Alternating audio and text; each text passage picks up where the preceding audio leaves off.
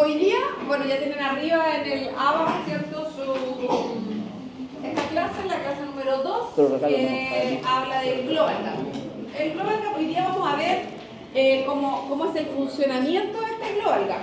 Pero ya desde mañana lo vamos a empezar a trabajar profundamente y vamos a ver las preguntas y todo lo demás de este Global Gap.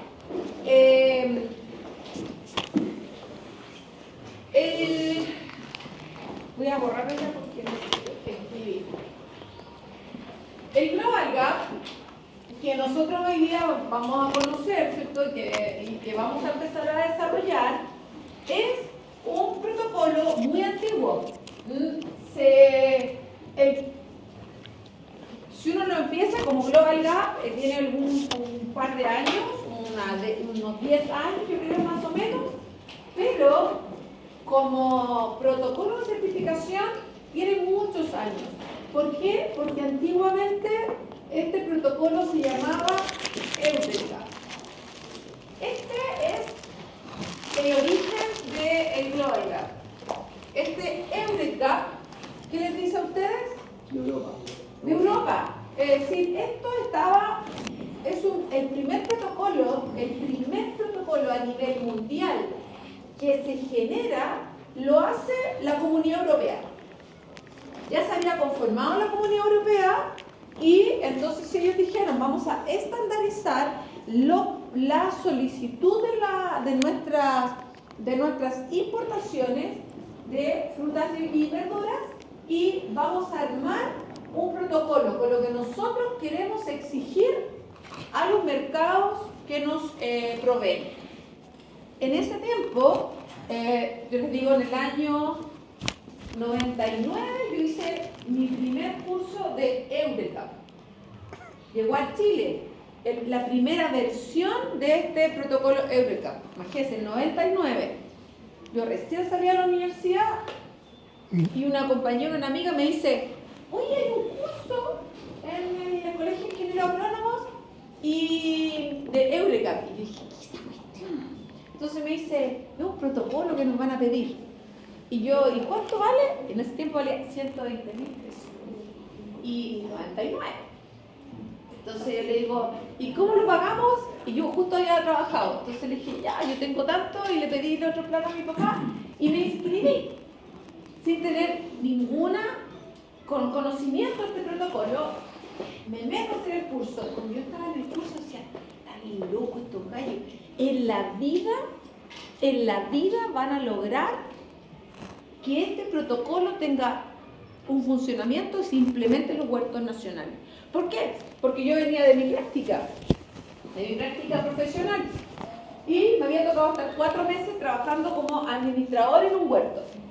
Y el huerto eran las bodegas de maquinaria y el huerto y las plantas. Entonces yo me admiraba que veía en las mañanas que la gente llegaba con sus mochilas y llegaba con todo envuelto en papel de diario. Entonces la señora sacaba una botella de bebida y congelada y envuelta en papel de diario. Sí, ¿por qué? Claro, después me decían que se deshielaba más lento con este papel de diario. La comida venía cada uno con su alimento, pero no teníamos ni refrigeradores, no teníamos lugar donde almorzar, entonces la gente almorzaba ahí en el huerto. No había baños, por lo tanto la gente hacía sus necesidades en el huerto. No teníamos agua potable para las personas, por lo tanto cada persona tenía que llevar su provisión de agua. Eso significaba que si hacía mucho calor y a la persona se le acababa el agua, tenía que empezar o tratar de conseguirse con sus compañeros o tenía que quedarse sin agua todo el día. Entonces yo veía este protocolo que me decía que tenía que cumplir toda la legislación social, es decir, de los trabajadores, tenía que tenerles baños, comedores, agua potable, zonas de descanso, le tenía que hacer 1500 cosas. Yo me acordaba de mi práctica y yo decía, pero están locos, esta gente no tiene nada. Y yo mientras estábamos ahí en la decía, Lori, esta cuestión jamás se va a implementar en Chile. Bueno, gracias a Dios estaba muy equivocada, porque, por el contrario, esto tomó mucha importancia, porque no fue algo que no, yo era como, lo tomo o no lo tomo. No, fue una obligación. Entonces, la Comunidad Europea me decía, si usted quiere exportar a cualquiera de los países que constituyen la Comunidad Europea, tiene que estar certificado por este EURECAP.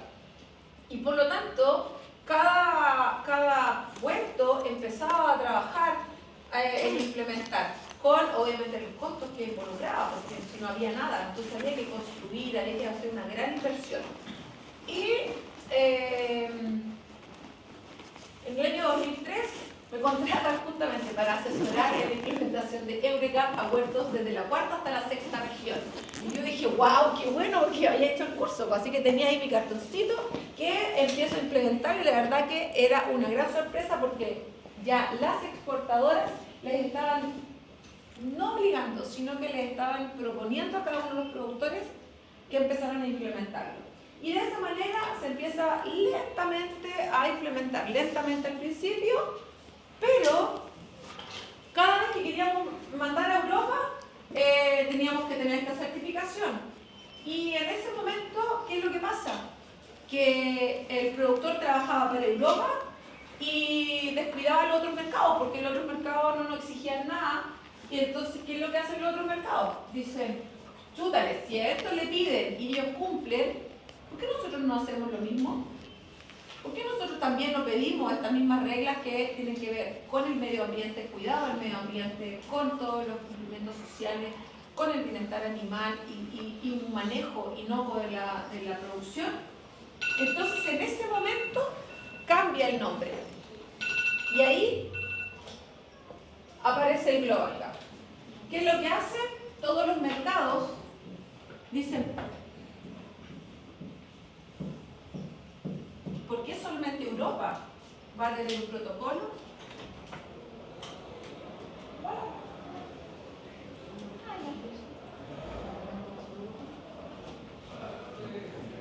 Hello, ¿cómo estás? Bien, Clau, ¿cómo estás, Juan? Qué bueno. Entonces, dicen, no solo la Comunidad Europea va a tener el beneficio de recibir una fruta manejada inocuamente, sino que van a estar cumpliendo con todos los reglamentos. Y ahí este EURECAP se transforma y es lo que hoy día conocemos como este Global Gap. ¿Qué es lo que dice la palabra? Que es un protocolo que es aceptado por todos los mercados a los cuales nosotros exportamos, Estados Unidos, China, Japón, Corea, Taiwán, Brasil, los que ustedes quieran, todos los mercados y toda la Comunidad Europea. Profe, ¿y como una fecha? ¿Cómo? ¿Cuándo se empezó a implementar el Global Gap? ¿Una fecha? Hace como 10 años yo creo que se cambia de EURECAP, sí, 10, 12 años, una cosa así. Ah, okay. Sí, es bastante como nuevo, no es el nombre, pero el protocolo debe tener unos 30, un poquito más de 30 años. Porque lo que se hace es que se toma este EURECAP y se estandarizan algunos parámetros, muy similar a lo que había en el inicio como EURECAP, porque era muy bueno el protocolo, pero muy bueno. La Comunidad Europea se caracteriza por hacer muy buenos protocolos. Por lo tanto, lo que hacen ellos es sencillamente tomarlo y dejar preguntas que son para que todos los mercados pudieran entrar a implementarlo. Y ahora toma este nombre de Global Gap, ¿ya? Pero recuerden que su nombre anterior era EURECAP. Profesora, Sí. nosotros para obtener certificados tenemos que ir a hacer el curso, ¿cierto? No. ¿Como productor? No, no como productor. Nosotros. ¿Ustedes? Sí. Para certificar, para ser auditor, sí, te piden ser auditor líder. Es un curso que se hace que se llama auditor líder. Y de ahí cada auditor líder se especializa en la auditoría que quiere hacer.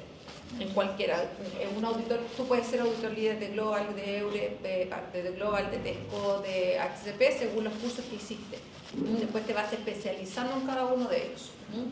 Entonces, bueno, los objetivos lo que vamos a hacer hoy día es ver la base del Global Gap, ver qué mercados están asociados a este protocolo y cuáles son los criterios de cumplimiento que debemos cumplir para certificarnos. Vamos a ver todas las bases técnicas de este protocolo Global Gap. Bueno, esto ya se lo conté, un poco la historia anterior, ¿cierto? Y que este protocolo es un conjunto de normas que se van solicitando, que solicitan los mercados de destinos de nuestra fruta. Esto es muy importante, son los mercados los que nos exigen. Entonces, claro, cuando yo decía, ay, si al productor le dejan así como la posibilidad de, la verdad que nadie hubiese implementado nada. Si hubiera sido como voluntariamente obligatorio, porque eso es, ya esto es voluntariamente obligatorio. Voluntario porque es un protocolo voluntario, de adhesión voluntaria, pero obligatorio porque si no lo tengo, se me cierran los mercados. Entonces, cada uno escoge si es que lo quiere implementar o no. Como lo vimos la semana pasada, ¿cierto? Se basa dentro del marco del Codex Alimentarius, que es como hablábamos, es como es como la base para todo lo que es aseguramiento de calidad, aseguramiento alimenticio. ¿Y cuál es el propósito? El propósito tenía tres grandes aristas. Uno, que produjéramos inocuamente, ¿cierto? Inocuidad alimentaria. Que todos los manejos que nosotros le hacemos a nuestros productos sea de connotación de inocuidad alimentaria. Decíamos, ¿quiere inocuidad? ¿Ya? ¿Qué más? ¿Una vez más? Que sea seguro. ¿Pero seguro de qué? No. ¿Qué es inocuidad? No provoque una enfermedad. ¿Qué? Inocuidad significa asegurar que no le va a provocar ni enfermedades ni ningún prejuicio al consumidor. Eso es. ¿Cierto? Si lo colocamos, por ejemplo, en el caso de ¿a ustedes les conté la historia de los...? Yo no sé qué les conté toda la historia. ¿La historia de la ciruela descarozada? No. No. ¿Por qué? Porque inocuidad no solamente involucra, como decía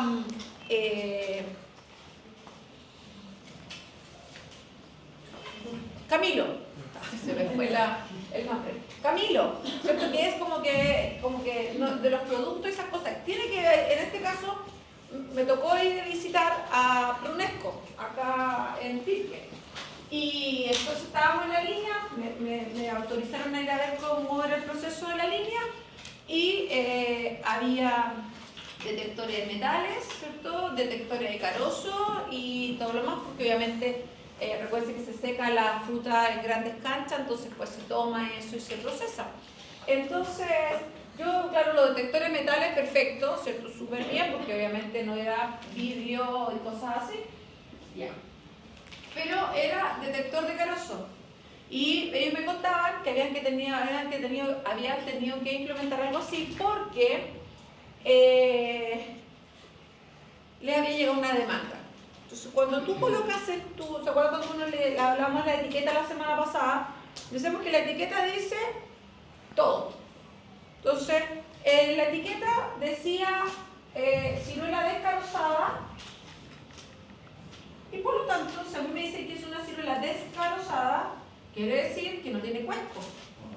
Entonces ellos mandaron su producción a Europa y les llegó una demanda de Inglaterra. ¿Por qué? Porque un señor había compró esto, lo estaba comiendo y se echa una ciruela con la confianza que decía ciruela descarozada y le da un mordisco a la ciruela y tenía carozo. ¿Y qué le pasó? Se le rompió una muela y no sé qué más problemas tuvo y ellos son maravillosamente rápidos para colocar demanda. Entonces le colocaron una demanda a Prunesco porque... Y eso es inocuidad. Eso es perjuicio, puede ser cualquier cosa, no solamente que me dé dolor de guata, que me dé dolor de cabeza o que me dé alergia, sino que también me provoque un perjuicio. Entonces, ¿qué es lo que hizo la UNESCO? Colocaron una máquina que identificaba carozo y los metales y todas estas cosas, pero además en la etiqueta pusieron: este envase puede contener hasta 5 piezas con carozo. Y ahí se sacaron toda la posibilidad de que si hay alguna ciruela con carozo, no tenga ninguna demanda en contra. Porque ellos le dan un máximo, ¿cierto? Entonces ahora la persona que llega a encontrarse un carozo y se le rompe el diente, no leyó la etiqueta. Por lo tanto la culpa es del consumidor, no es del productor. ¿Ya? Ahí está, ese es el concepto de inocuidad. Entonces, que nos causa una enfermedad o un perjuicio al consumidor. Entonces eso es lo que teníamos que nosotros con estos protocolos tenemos que asegurar. Inocuidad. Pero también tenemos que respetar la salud, la seguridad y el bienestar de los trabajadores. Chuta, ahí es donde yo veía el punto más débil, como les contaba. Los huertos no tenían agua potable, no tenían baños, no tenían comedores, por lo tanto la gente, muchas de ellas se les echaba a perder cuando llegaban a comer, la cosa estaba completamente podrida, entonces les salía, entonces chuta, no tenían nada que comer en el día, porque más encima los huertos tampoco están en lugares donde uno pueda después ir así, voy a comprarme un par de galletas, nada, entonces la gente le pasaba todo eso. Entonces, cuando teníamos que cumplir este aspecto, yo, según mi punto de vista, era el más difícil que teníamos que cumplir. La mayoría de los trabajadores, o no sé si la mayoría, pero muchos de los trabajadores de planta, como sabemos antiguamente, la gente comenzaba a trabajar en un huerto y se moría trabajando en el mismo huerto, es decir, llevaba años, decenas de años trabajando en un mismo huerto. Y como no había ninguna legislación o había legislación, pero no había nadie detrás que nos estuviera vigilando, ¿qué es lo que pasaba? Al trabajador todos los meses se le descontaban sus leyes sociales, pero cuando iba al momento de la jubilación, ¿qué creen que encontraba? Que no le habían pagado ni una de las jubilaciones, de estas leyes. Y por lo tanto el trabajador salía con una jubilación mínima después de haber trabajado 20, 30 años en un huerto. Eso es lo que era maravilloso el que estos protocolos se empezaran a implementar en el país, porque eso significaba que no solamente el productor iba a ganar, sino que también todos los que estuvieran involucrados en esto iban a ganar. Y en este caso, para los trabajadores fue un gran salto, porque se les empezó a pagar correctamente, de acuerdo a su trabajo, se les pagaron todas las leyes sociales y tenían todo lo que se les tenía que entregar todo. Sí, profe, en relación a lo que usted está diciendo, en la actualidad, como son trabajadores temporeros, igual se les hace un contrato o se les paga por boleta, sí, porque sí. Hay muchos inmigrantes también. Sí, en el caso de un productor que está por Global Gap, ¿qué es lo que hizo el productor después? Porque obviamente le empezaron a exigir que todo tenía que tener contrato, todos los productores, empiezan a surgir los contratistas. Por eso empiezan a surgir los contratistas, porque el productor dijo, no quiero tener nada que ver con tanta persona. Entonces yo tengo mi planta y después contrato a un contratista que me trae todo el personal y él se hace cargo de todo esto anexo. Entonces las primeras temporadas nuevamente tuvimos problemas, porque el productor se desconectaba de lo que le pasaba a sus trabajadores. Y ahí surge algo nuevo también dado por estos protocolos, que es que el productor es consolidario de todos los trabajadores. Por lo tanto, si el productor es el que se tiene que preocupar que el contratista pague las imposiciones, haga todas las cosas legales y todo lo demás. Él tiene que preocuparse por entregarle las cosas en el huerto. Tiene que tener baños, tiene que tener agua potable, tiene que tener comedores, tiene que tener transporte si es muy largo adentro, todo. Pero toda la parte social también es consolidario. Así que hoy día la verdad es que es muy difícil que que un productor que tenga esta certificación no tenga todo correctamente como certificado. ¿Por qué? Porque le piden todos los documentos. Va a la auditora y te va a pedir todos los documentos de cada uno de los trabajadores que está trabajando, independiente si es parte de un contratista o es de planta. Es súper importante eso. Entonces, ¿quiénes lo pueden hacer? Tal vez algún huerto que no esté bajo la certificación y que trabajen, no sé, de forma media negrera, ¿cierto?, con sus trabajadores. Y productores que no tienen certificación, porque los que tienen certificación generalmente tienen que tenerle todas las condiciones, ¿sí? Pero no porque ellos lo quieran, sino porque se lo exige el protocolo. Cuando vengan a la auditoría, les van a exigir toda la documentación de cada uno de los trabajadores de ahí. ¿Por qué? Porque, claro, tú puedes decir, no, yo trabajé con 10 personas, porque hasta eso llega. Tú dices, yo trabajé con 10 personas, estas son mis 10 personas, que son las de planta. ¿Y cuánto se demora en la cosecha? No, me demoré 2 semanas. Jamás. Entonces ahí la persona empieza a hacer toda la búsqueda. El auditor es lo más canalla que existe. Él va a buscar, el auditor va a buscar la no certificación. A eso va el huerto. Él no va a ir a decirte, sí, ya, mejor no, pero el próximo no. Él lo que busca es la falla. Entonces tú tienes que tener toda la documentación pertinente y presentarla. Entonces generalmente son personas del agro, son personas que están asociadas al agro o que ya tienen años de la certificación y más o menos van calculando y hacen todos los cálculos de cuánto es lo que debería demorarse con tantas personas y no, te piden todo. Sí, es muy, una auditoría es estresante hasta el máximo. Los huertos cuando se van a auditar anda todo el mundo pero como loco, así que por eso no debería de suceder en un huerto. Después te voy a decir por qué o por qué podría perderla más adelante. Camilo, ¿plantaste la mano? Sí, quería como todos estos protocolos nacen entonces por la trazabilidad. Por una parte por la trazabilidad, ¿cierto? Porque querían saber si había algún problema, ¿cierto?, de inocuidad, dónde estaba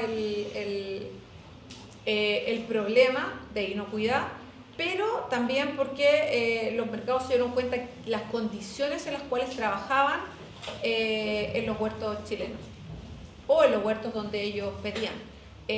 Hablando en Chile, un poco esto, todos se empezaron a dar cuenta, ¿cierto? Iban a visitar los huertos y se encontraban con que era una bodega y plantas. ¿Y dónde estaban los trabajadores? ¿Cuáles eran las condiciones de trabajo? Y lo otro que después se empezaron a dar cuenta, que ya empieza a haber todas las contaminaciones ambientales y es el otro punto, que es todo lo del medio ambiente. Entonces ahí empiezan a sumarle y a sumarle y a sumarle hasta que logran un protocolo que es el que hoy día tenemos, que cada día se modifica y por eso en la versión 6.0 tiene que ver netamente, porque ya lo otro se solucionó. Ya tenemos la expertise de producir productos de calidad, inocuos y cumpliendo con las leyes sociales. Pero lo que nos falta, la lista que nos falta es el medio ambiente todavía. Y por eso la versión 6.0 habla de sostenibilidad, es lo más fuerte dentro del protocolo y los cambios más fuertes que tiene esta versión 6.0 con respecto a la 5.4 que era la anterior. La sostenibilidad que tiene que ver con el medio ambiente. Sí. ¿Cada año son una nueva versión? Cada 4 años. Cada 4 años se va dando una versión. Más o menos, eso va a depender. Lo que pasa es que cada 4 años sale una nueva versión, del 5 al 6, pero entre medio puede salir la 5.2, la 5. Nosotros trabajamos con la 5.2 y el año pasado trabajamos con la 5.4. Y este año, el 1 de enero, se implementó la 6, ya que es la que vamos a trabajar nosotros. Bueno, ahí están los mercados con los cuales se trabaja, Europa, Estados Unidos y todos los mercados de Asia y de América Latina. Es decir, por eso cambia el nombre, ya no es solamente Europa, sino que todos los mercados hoy día nos piden como base Global Gap. ¿Qué nos lleva, ¿cierto? ¿Qué nos hace mejorar en este caso un productor que asume y que implementa el Global Gap? Por una parte, reduce todos los riesgos de inocuidad. Un productor que trabaja implementando Global Gap, la verdad que es muy difícil que tenga un problema de inocuidad. por la trazabilidad que hablaba y que me preguntaba recién Camilo. Tenemos que tener esa trazabilidad y eso nos lleva a solucionar el problema de inocuidad alimentaria. Pero también reduce los costos de cumplimiento, porque si cada mercado, ¿cierto? En Europa tiene EuroGAP, Estados Unidos su UNCTAD, China tiene su China Gap, no sé, y así, cada país tiene o cada mercado tiene su protocolo único. La verdad es que para el productor cumplir con cada uno de ellos sería pagar cada una de las certificaciones. Entonces acá es un solo protocolo, se hace una certificación anual y con eso podemos entrar a todos los mercados de por lo tanto los costos de cumplimiento de certificación son bastante más bajos. ¿Sí? Disculpe que le interrumpa de No. nuevo. ¿Qué pasa con el mercado nacional? Porque todo esto es para afuera y nosotros consumimos una fruta, una verdura. ¿Qué pasa con la inocuidad de esa fruta y esa verdura? Las frutas es acuérdate que la fruta es el desecho de la exportación, lo que nosotros comemos acá. Pues se acuerdan que la primera pregunta de la clase, de la primera clase, ¿por qué te estoy comiendo yo a la fruta? ¿Por qué te estoy comiendo yo si tú deberías estar en otro mercado?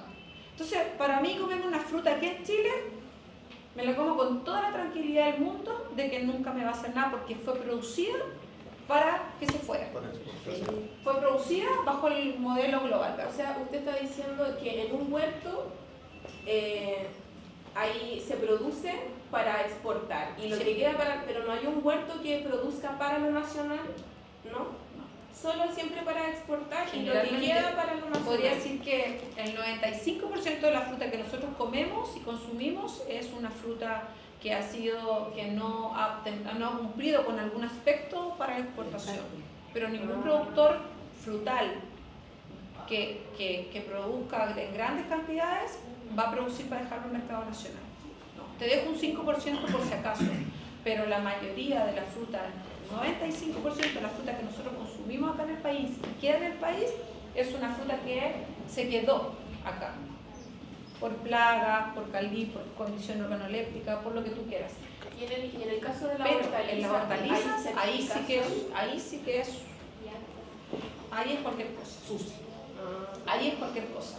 Porque como no exportamos, principalmente no exportamos las verduras, sino que las verduras son para el mercado nacional, no tenemos un resguardo. Por lo tanto, es decir, un productor puede asociarse a las buenas prácticas agrícolas, sí, que es lo que pero los que sigan en ingeniería van a tener un curso que se llama BPA, Buenas Prácticas Agrícolas. Ese es para el mercado nacional. Eso es el mercado nacional. Y ahí sí un hortalicero se podría asociar a una BPA, sí. ¿Qué es lo que pide? Por ejemplo, Jumbo a sus productores, a sus proveedores, pide, Walmart también lo hace con muchos de sus proveedores de verduras, les pide que implementen las BPA, que no son tan exigentes como un protocolo, pero es un protocolo bastante exigente para un productor chico. Pero si un productor, no sé, un productor de tomate dice, justo mañana cosecho y tengo pulgones y no quiero que le aparezcan los pulgones, o de lechuga tienen pulgones y quiere que se eliminen, puede aplicar el día anterior, al otro día cosecha, lo venden en la feria y nunca supimos qué pasó eso. Ahí sería el tema de la inocuidad, pero a mí me importa también el tema de los trabajadores. ¿No hay una legislación que los respalde, que los cuide? ¿No? Es decir, o sea, está la nacional, que siempre ha estado, pero no hay una, a no ser que, siempre suena chistoso, pero cuando uno ve esas noticias que dicen,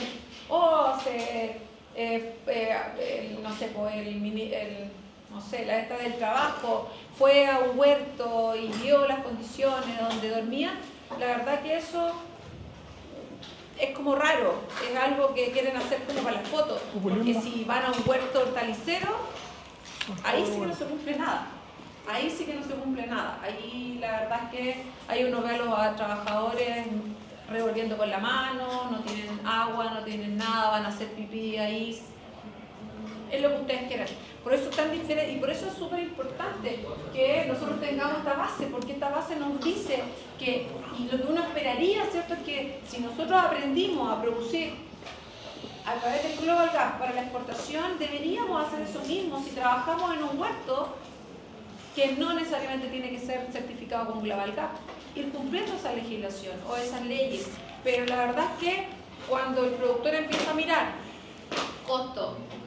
el costo de toda esta implementación, la verdad que la venta, el retorno por una hortaliza, la verdad que es mínimo. Entonces ahí empieza a jugar y se le olvida todo. Se nos olvida todo. Créeme que se nos olvida todo. Cuando hay que pagar y hay que hacer todo. Entonces, siempre exportación, ten la seguridad que la fruta que te consumes en el país ha sido producida para ser exportada. Pero si es hortaliza, yo lo dudo. Sí. Es más, hace un par de años atrás hubo una gran intoxicación en Antofagasta, por ahí. Y entonces empezaron los niñitos, empezaron con mareos, con náuseas y todas las cosas, y empezó como en un área. Y entonces, claro, como era bastante personas, llamó la atención, fue el MinSal y empezó a ver qué consumieron. Y todos habían ido a una feria, y en esa feria, ¿qué es lo común que habían hecho? Es lo que hace de trazabilidad. Entonces empezaron a ver y habían comprado todos lechuga. Todos habían comido lechuga. ¿Y dónde compró la lechuga? Le compramos la lechuga a Ronald. Entonces fueron donde Ronald y le dijeron, ¿nos puede mostrar cómo hace? Entonces Ronald, ¿qué es lo que veía? Veía que habían en sus lechugas habían pulgones. Entonces tenía en un recipiente una solución con pesticida. Entonces, ¿qué hacía? Limpiaba las lechugas con ese pesticida y, como siempre, las lechugas están húmedas, ¿cierto? Entonces las colocaba, entonces no iban a tener pulgones, iban a estar fresquitas porque estaban mojadas, y eso obviamente hizo que muchas personas que fueran sensibles, más sensibles a eso, la verdad es que si las consumieron ese mismo día, la verdad que la carga de pesticida era enorme, así que hubo esa intoxicación. Entonces esos casos pasan acá en Chile. Sí. Y hay estudios donde se ve que la carga de pesticida y de residuos de pesticida, por ejemplo en tomate, es altísima. Sí. Es uno de los productos con más carga de pesticida, de residuos de pesticidas que tenemos. Sí, por eso siempre se recomienda pelarlos, porque como queda en el exterior, entonces es mejor pelarlos. Me levanto la mano. Te iba a preguntar por esa sigla IFA, pero... IFA, ya, sí. Ahora sí. IFA ahí está, pues, el sistema de aseguramiento integrado de fincas, por eso IFA. Pero claro, es de la versión en inglés, ¿cierto? Pero, porque esta es la traducción. Esta es la traducción de la versión original, que es la de inglés, y siempre cuando uno tenga un problema con el auditor, que el auditor dice, no, yo digo que es esto, y ustedes dicen, no, yo creo que es esto otro, si uno lee el protocolo va a decir, vaya a la versión original, que es la en inglés. Y ahí no hay ni una duda. Ahora lo que pasa es que el productor sepa inglés, ¿cierto? O la persona que está en la certificación. Entonces, bueno, esta es una traducción, la versión que ustedes tienen es la traducción al español, que lastimosamente es una versión ahí más mexicana, ¿ya? De lenguaje mexicano. Entonces hablan de las fincas y cosas por el estilo, y como que un lenguaje bastante más difícil muchas veces de comprender. Pero esto es Global Gap. Esto es para nosotros Global Gap. En este caso, el EURECAP estaba mucho más enfocado a las frutas, generalmente a los cultivos. Pero el Global Gap dice, lo vamos a hacer global para todos los mercados, pero también para toda la producción agrícola y ganadera. Entonces, en la actualidad, el Global Gap tiene certificación para lo que ustedes produzcan. Ustedes son viveristas, pueden certificarse Global Gap. Sus plantas son certificadas por Global Gap. Por lo tanto, van a ser una planta que va a tener, ¿cierto?, un valor más alto. Si quieren producir locos para exportación, entonces ustedes van y toman la norma para acuicultura que habla de peces, crustáceos y moluscos. Lo van a poder hacer. Si ustedes, por el contrario, viven en el sur y son de así de Osorno, por ejemplo, y tienen ganado, entonces si ustedes quieren exportar su carne, también pueden tomar el protocolo Global Gap y exportar fruta certificada por el Global Gap. Es decir, hoy día el Global Gap es un monstruo de institución en la cual hoy día ya se puede exportar todo certificado por el Global Gap. Sin embargo, como nosotros somos un país netamente exportador de frutas, entonces nosotros usamos solo 3 de esta línea, de estos puntos que ustedes ven acá. Tenemos este módulo que dice módulo base para todo tipo de finca. Esta línea verde transversal que atraviesa es el primer módulo que un productor independiente de si quiere exportar pollitos, si quiere exportar flores o moluscos, independiente tiene que cumplirlo. Es la base, lo mínimo que nos piden como productores. Y por lo tanto, todo productor tiene que cumplir las preguntas que tiene este módulo. Si ustedes se meten en el Global Gap, ¿cuántos miraron el Global Gap? ¿Lo ojearon por lo menos? ¿Así? Don Rubén. Lo ojeamos, ¿cierto? Pero tiene 3 módulos. Y esos 3 módulos son, el primero, esto, que es lo mínimo que debe cumplir cualquier productor agrícola o pecuario. Y posteriormente viene el segundo módulo, que para nosotros Chile es el módulo base para cultivos. Y de todos estos cultivos, fruta, hortalizas, flores ornamentales, cultivo a granel, ¿cierto? Trigo, maíz, todo lo que ustedes quieran. Por ejemplo, los argentinos, la soya, la podrían certificar con eso, con cultivo a granel. Otro, Sri Lanka, lo hace con el té, ¿cierto? Y así, nosotros tomamos solamente el primero.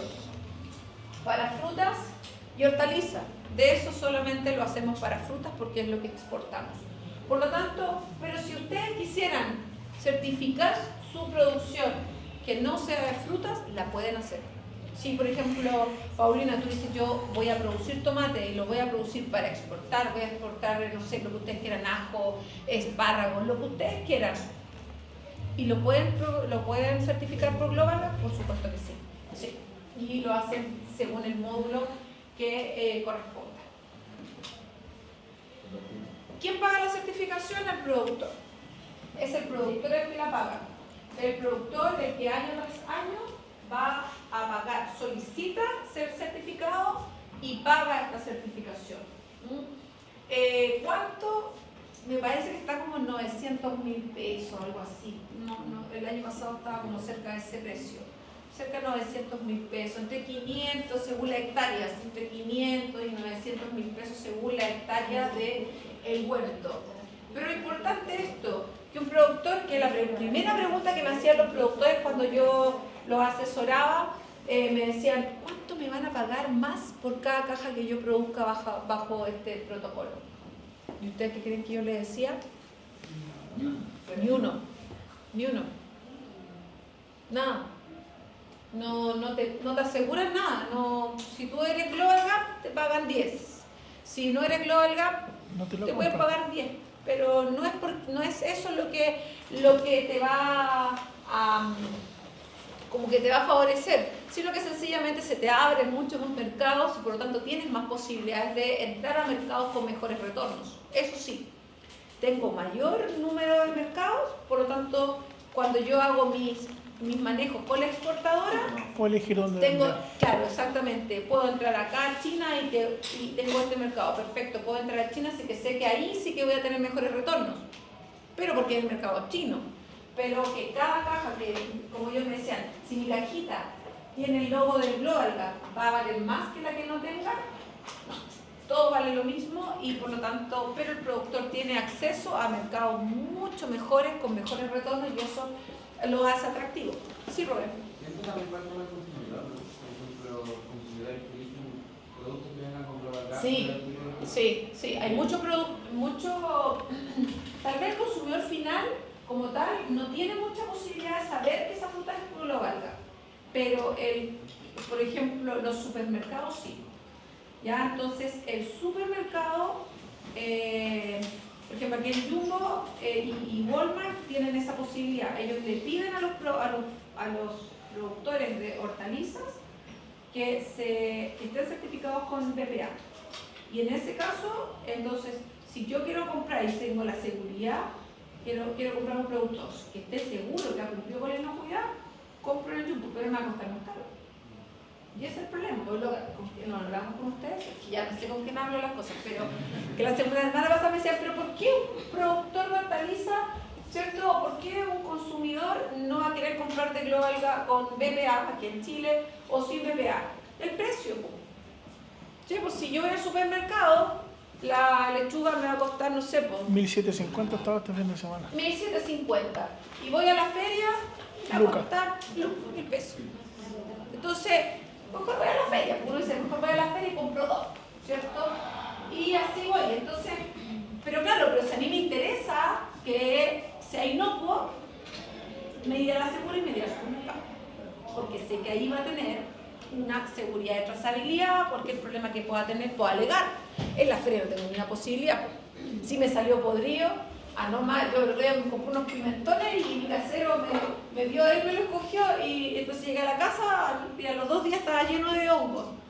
Entonces a lo más le mandé una foto y le dije, oye, ya cámbiame la próxima semana me dais nuevos pimentones. Pero si no tuviera esa cuestión, los perdería nomás.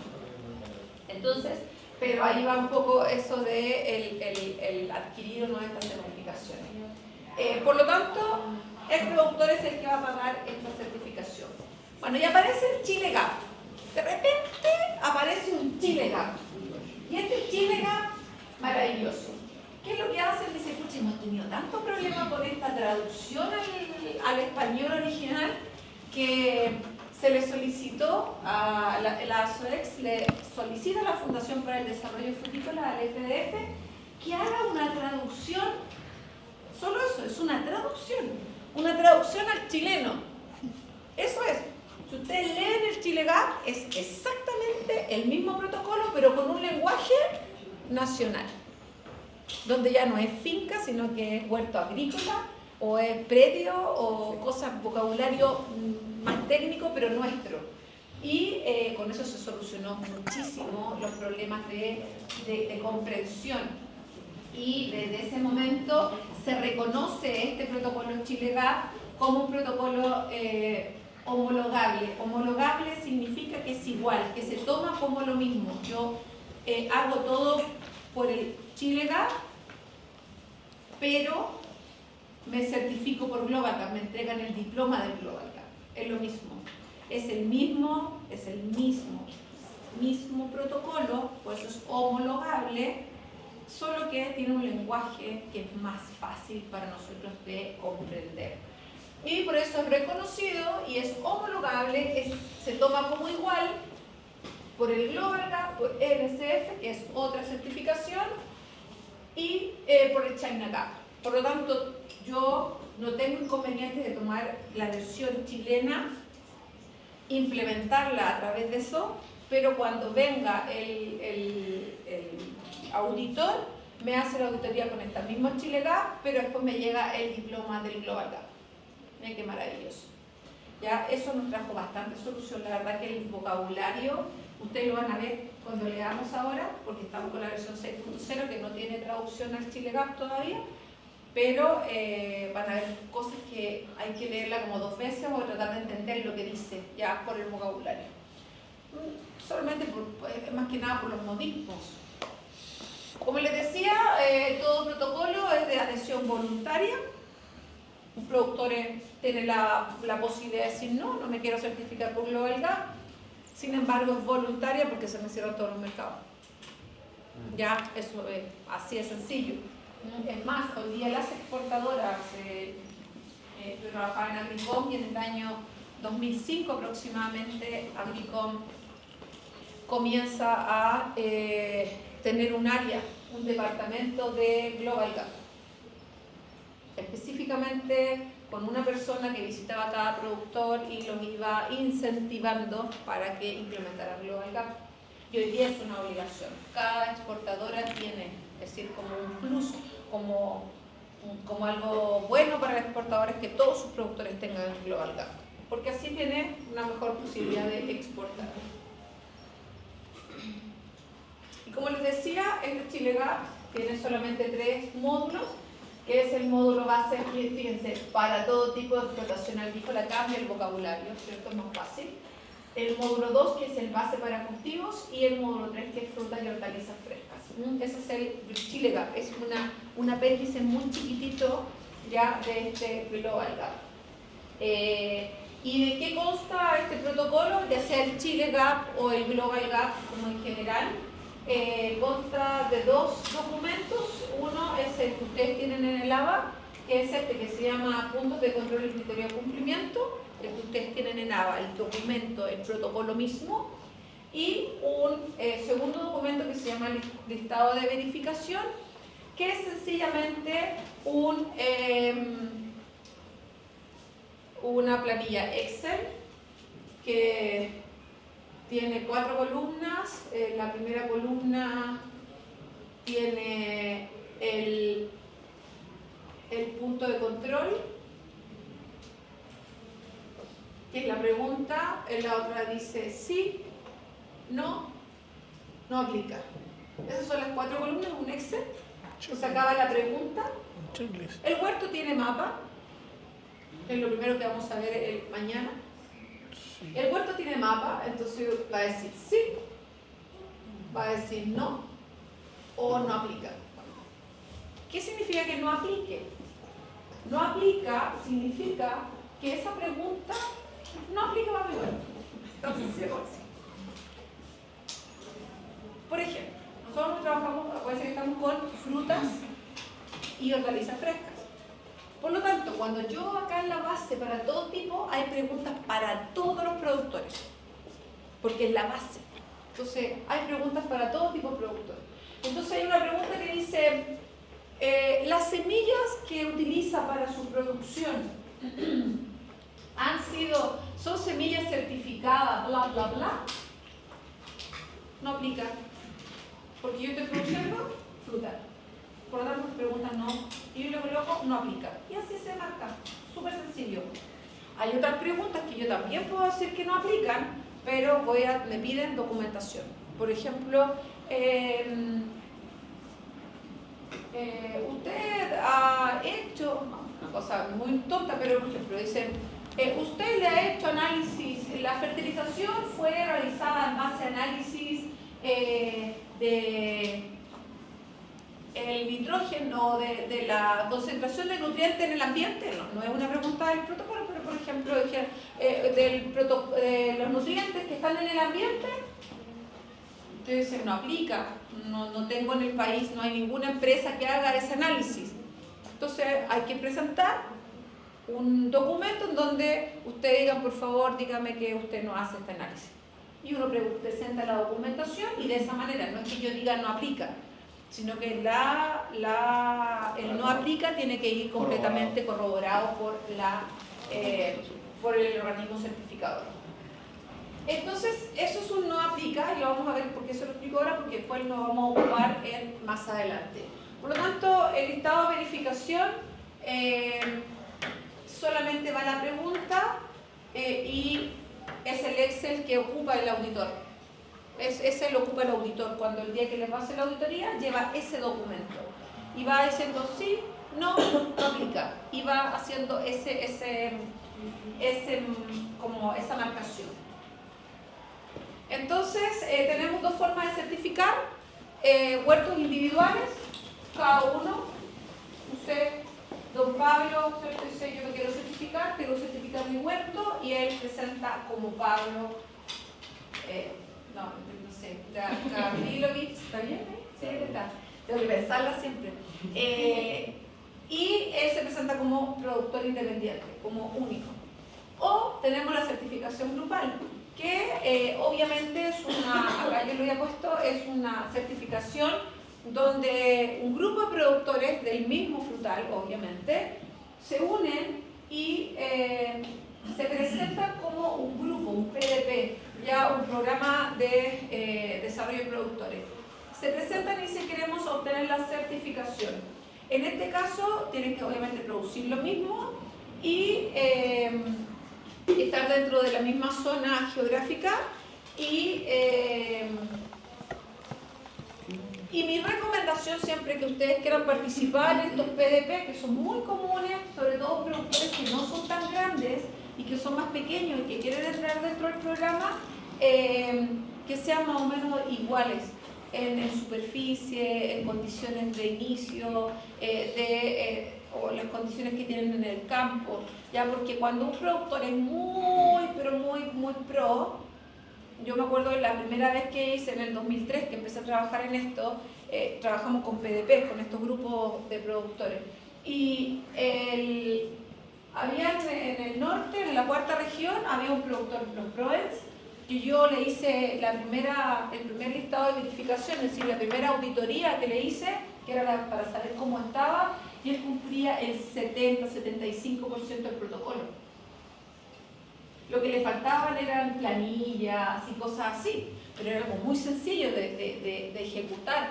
Pero había otro productor que uno iba por un pasaje, entraba y había una reja así toda caída y era eso, eran las plantas. Ese productor iba a tener que empezar de cero, ¿cierto? ¿Dónde iba a tener los baños, las bodegas, la oficina y todo lo demás? Entonces al final era muy disparo. Entonces, ¿qué es lo que pasó? Con este avanzamos súper rápido, este se iba quedando, porque no tenía el dinero, no tenía la inversión, hasta que dice, ¿sabe qué? Me salgo. Es demasiado para mí. Y ahí empezaron los problemas. ¿Qué es lo que pasa? Estos grupos productores en un momento dicen, ya estamos todos listos para hacer la certificación, y yo aquí les puse, eran 16 productores. ¿Por qué? Porque ¿cuánto se auditan? Es la raíz cuadrada del número de productores. Entonces, como son 16, ya la raíz cuadrada de 16 es 4. Entonces, dicen, ok, tenemos estos 4, van a los huertos, ¿cierto? Entonces dicen, ya vamos a visitar el huerto de Don John, de la señorita Sandy, de Paulina y de Natalia. Juntos de todos los 16, son los 4 que se salieron al azar. Y entonces van a Don John y dicen, ok, Don John cumplió. Después van a de Sandy, también. Después al de Paulina y después al de Natalia. Si los 4 huertos, en este caso, si todos los auditados obtienen la certificación, Se certifican los 16. los 16 son certificados. Sin embargo, si uno de ellos no logra la certificación, ninguno de los productores logra la certificación. Es todo o nada. ¿Ya? Ese es el inconveniente que puede tener para ciertos productores. La ventaja es que generalmente se presentan para fondos gubernamentales, generalmente Corfo les entrega fondos y de esa manera tienen plata para poder invertir. Profe, ¿y ese auditor para quién trabaja? ¿Es para el gobierno? No, para Global Gap. Global Gap es una empresa, Es una entidad, es una entidad, es una institución. Con Sí. representación. Cada auditor internacional. internacional, sí, sí, pues es global. Están en la oficina, están, me parece, no sé si en Suiza, en Alemania, por esos lados de por allá. ¿Ah? ¿Puedo trabajar para no? Si era un auditor líder, sí, por supuesto. Evaluaciones. ¿Cuántas veces nos pueden auditar? 2. 2 máximo.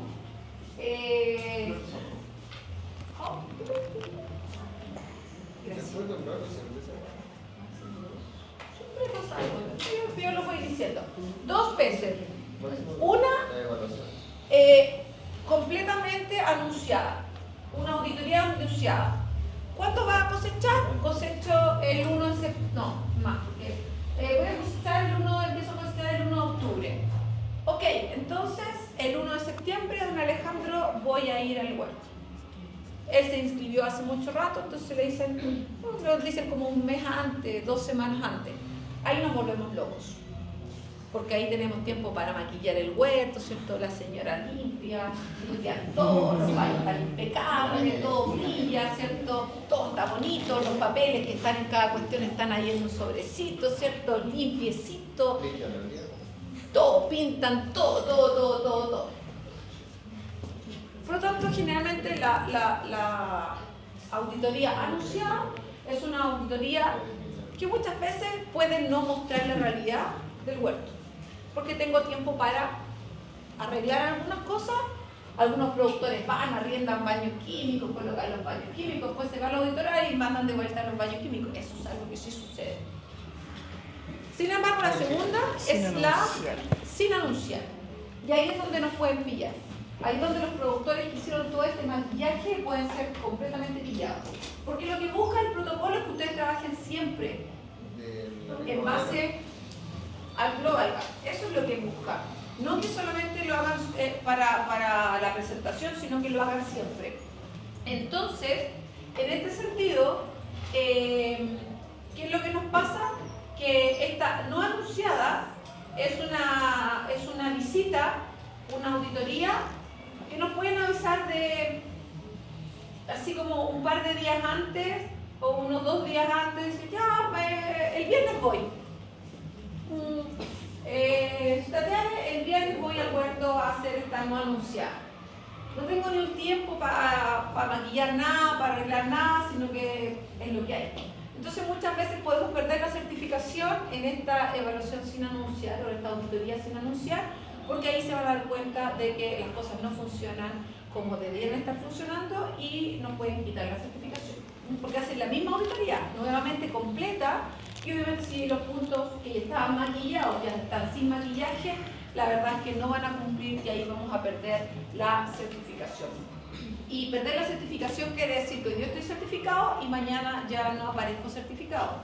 Hoy día es súper como acusete, porque antiguamente si alguien no se certificaba, que llegaron los papeles a Europa, que donde están no sé si están en Suiza o están en Alemania, la base del Global Gap, las oficinas centrales, en que llegaran a esa oficina, la verdad que se demoraban un rato. Entonces teníamos un periodo que podíamos jugar con un par de semanas hasta que saliera el anuncio de esta de la actualización. Pero hoy día no, pues todo globalizado. Por lo tanto, hoy día si el plazo máximo o de certificación es el 21 de agosto, 21 de agosto, hasta las 23:59 en los registros aparezco certificado. Pero a las 00 cambia a no precertificado. Por lo tanto, caigo al tiro en una condición de no cumplimiento. Y una pregunta, ¿el periodo de tiempo que pasa de la anunciada y la no anunciada tiene que ser como en el mismo año? Sí, en el mismo año. En el mismo año. Dentro de los 12 meses se hace esta no anunciada. Pero en cualquier momento. En cualquier momento, sí, en cualquier momento. La gracia es esa, es que de verificar que tú estás trabajando siempre de la misma manera y no hiciste todo este maquillaje para la auditoría. En cuanto a la documentación, nosotros como grupo, cada uno de ustedes es la primera vez que se van a certificar. Por lo tanto, yo como auditora le podría pedir documentos hasta 3 meses atrás. Registro de aplicaciones, registros de, no sé, contrataciones, lo que sea, hasta 3 meses atrás, máximo. Es decir, si hoy día ustedes se fueron a certificar, hasta mayo, hasta el 21 de mayo, yo les podría pedir información, no más allá. No podría pedir información de febrero, que es lo que pasó en enero, porque eso está fuera del límite de esta... Y como les digo que es de la cosecha, porque la cosecha es la que me interesa, pues allá yo apunto siempre que es la... y en las siguientes inspecciones, 1 año, y las siguientes máximo 2 años, máximo. Por lo tanto tienen que guardar siempre la documentación, siempre se guarda toda la documentación, es puro papeleo, y la tienen que guardar. Sobre todo si hubo algo raro en la anterior, lo más seguro que si viene el mismo auditor le va a decir, muéstreme el papelito o la planilla, y la va a verificar con la nueva planilla, que se haya mejorado lo que falló, y esas cosas son con la cosa. Realmente el auditor son desagradables. Como les digo, vamos a ver el de la próxima semana, hay una como sanción por maltrato al auditor. Importante. Eso quiere decir que hay personas que quieren pegarle al auditor porque muchos son complejos. ¿Cuáles son los requerimientos, los requisitos para cumplir el Global Gap? ¿Qué nos piden? Tenemos 3 tipos de obligaciones. Tenemos obligaciones mayores, obligaciones menores y recomendaciones. Las distintas preguntas, una recomendación mayor quiere decir que tienen que cumplirse al 100%. No puedo fallar en ninguna de las preguntas mayores. Eso tiene que tener un cumplimiento del 100%. Una mayor, por ejemplo, los productos fitosanitarios utilizados son legales en el país. Entonces todos los productos tienen que tener en su etiqueta autorización del SAC para poder ser utilizados.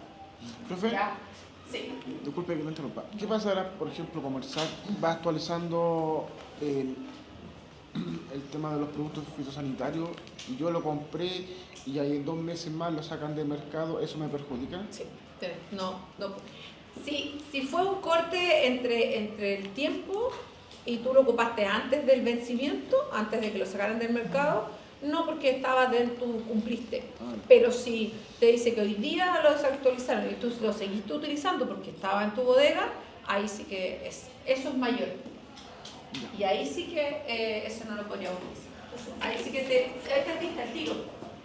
Importante, se pierde el tiro. Ya no se sigue la auditoría. ¿Por qué? Porque ya perdimos la auditoría. Y las obligaciones menores dice que debo cumplir igual o mayor al 95%. Mayor o igual al 95%. Entonces, ¿qué es lo que me dice? Que tengo máximo un 5% de preguntas que puedo no cumplir, sin perder la certificación. Pero ¿cuántas preguntas son 5%? Esa es la cosa. Entonces, acá hay un ejemplo que es antiguo, porque no es un ejemplo antiguo del protocolo, que todavía lo siguen ocupando, porque da lo mismo. Sencillamente uno le cambia los números. ¿Pero qué me dice? ¿Se acuerdan que hablamos que habían preguntas que no aplicaban? Entonces, para calcular cuánto es este 5%, yo lo que digo, obligaciones menores que yo debo cumplir son el número total de obligaciones menores que están en el protocolo, todas, menos las obligaciones menores, que no aplican a mi huerto. Eso multiplicado por el 5%, que es el 0,05, ¿cierto? Eso es. Entonces, al total de las obligaciones menores, le quito todas las que no aplican para mi huerto y me van a quedar aquellas obligaciones. Esto me da el número de obligaciones menores que aplican a mi huerto. Y eso lo multiplico por el 0,05 y me da el número de preguntas que puedo no cumplir. Ejemplo, me dice que el total de obligaciones menores para este ejemplo era de 122. ¿Se cuentan? 122. ¿Cuántas eran las que no aplicaban para ese huerto? 52. Es decir, de las 122 había 52 preguntas que no aplicaban para mi huerto. Por lo tanto, quedaron ¿cuántas preguntas 70. que sí aplican? 70. 70. Por lo tanto, de las 122 preguntas, el auditor solo me puede auditar 70. En total. Por lo tanto, ¿cuánto es el 5%? Es 70 por el 0,05, que es igual a 3.5. 3,5 preguntas. Pero ahí viene el problema. 3,5, 4, 3. Cuatro. Claro, un productor me diría, lo va a hacer como usted, ¿cierto? 3,95 es un 4, profesora, ¿cierto? Pero yo no, serían 3. Entonces, siendo yo dos supuestos. El supuesto 1 yo lo aproximo a 4, que es lo que diría cualquier productor. Entonces, vamos a hacer, voy a hacer una regla de 3. 70 por 0,05 igual a 4, ¿cierto? Porque vamos a reemplazar el 3,5. Entonces, si esto, ¿cuánto? Esta es mi incógnita. 4 dividido en 70. ¿Cuánto es? ¿Cuánto es 4 dividido en 70? 0,057.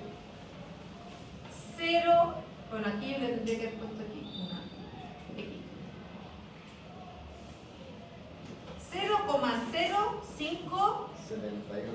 0,0571. ¿Y cuánto es el máximo que yo podría aceptar? 0,05 absoluto. Por lo tanto, 100 menos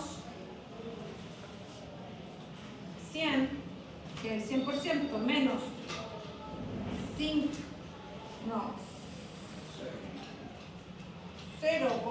0,571, ¿cuánto me da? ¿Cuánto es eso? 99,429. ¿Cuánto? 99,429. 99. Sí, coma. 99, Coma. Entonces era 5, ¿no? coma, Perdón, 429. 5. Ahí. 5. 100 menos 5.71. Sí, porque ese factor decimal es Sí. un porcentaje. 100 menos 5,71. 94,29. 95%. Sí. Mayor o igual a 95%. Menor. ¿Cuánto estoy cumpliendo con las 4? 94,29. Por lo tanto, estoy cumpliendo con menos del 95%. Por lo tanto, ¿qué me va a decir? 3. Perdió la certificación.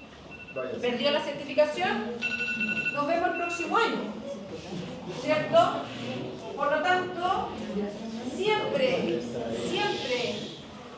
tienen que ir Hacia abajo. hacia abajo. Porque ahí me van a dar El 95. 95, y fracción. Más que 97, más que 95. Por lo tanto, ojo con eso. Cada vez que tienen que calcular cuánto es el número de menores que ustedes pueden no cumplir, siempre tienen que irse a el número menor, ya hacia abajo. Y qué importante, lo último, es la certificación es intransferible. Quiere decir que si Ronald su huerto está certificado y se lo vende a Alejandro, No tiene claro. el huerto de Alejandro no va a estar certificado, aunque haya sido un huerto certificado, porque el que está certificado es el productor, No el huerto. no el huerto. Si es una asociación de productores, Y se va uno.